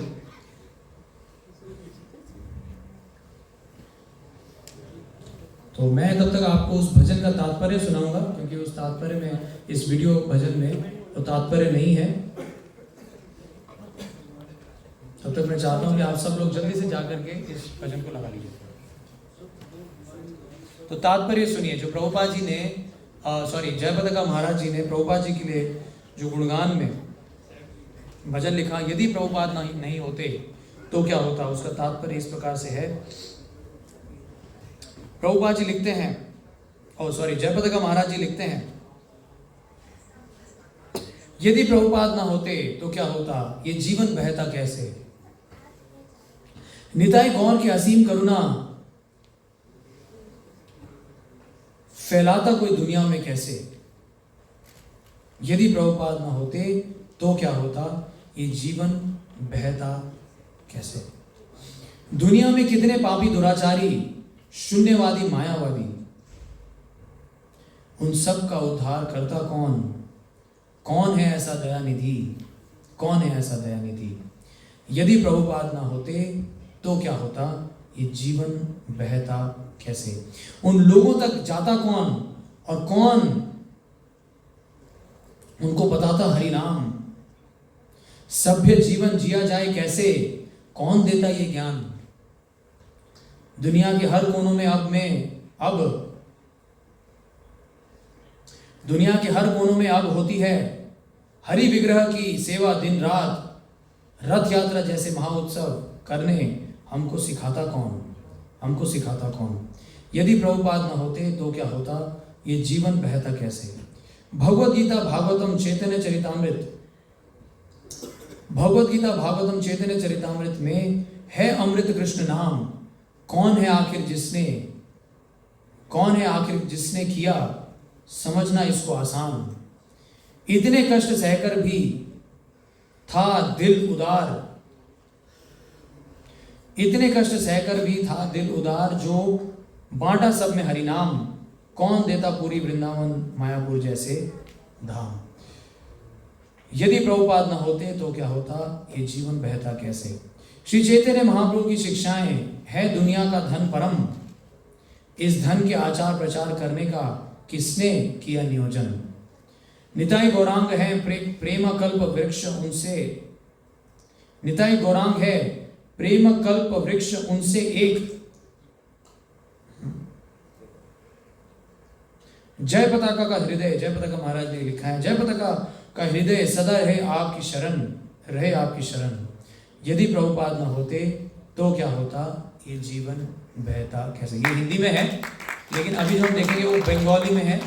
जय पताका महाराज जी को बंगाली भी आती है, तो उन्होंने बंगाली में भजन लिखा है, लेकिन तात्पर्य वही है जो अभी हमने पढ़ के सुना है। सो लेट्स हैव लाइट्स बंद कर सकते हैं, लेकिन आप तो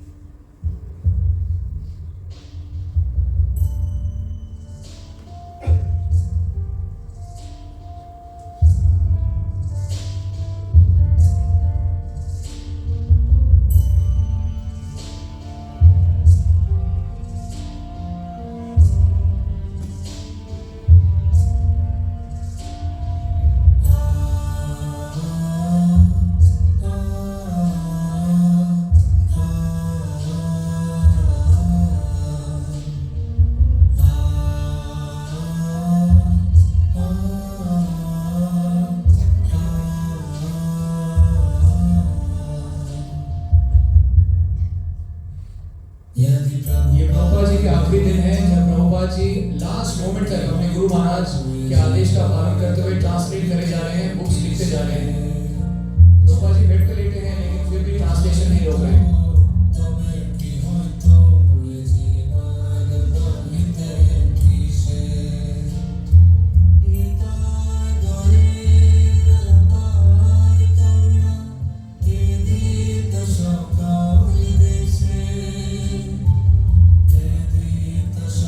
God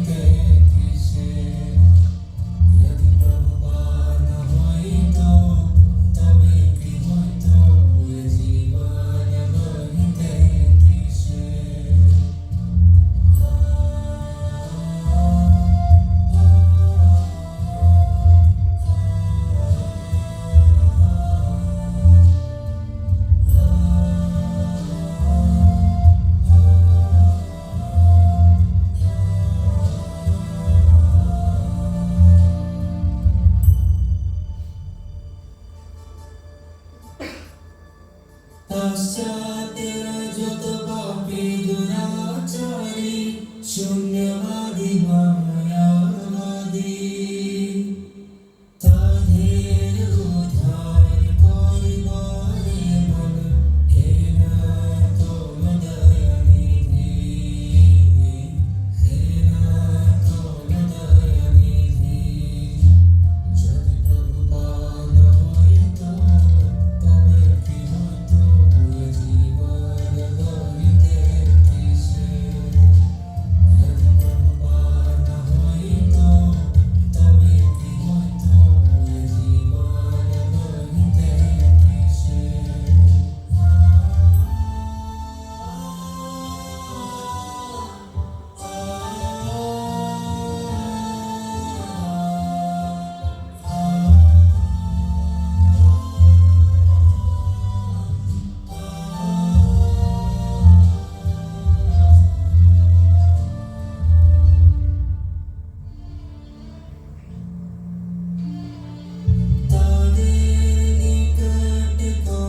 ये बेड वही है जहाँ पे प्रभुपाद जी का लास्ट समाधि हुआ था। ये वही बेड है जहाँ पे ये लोग शुरू कर रहे हैं।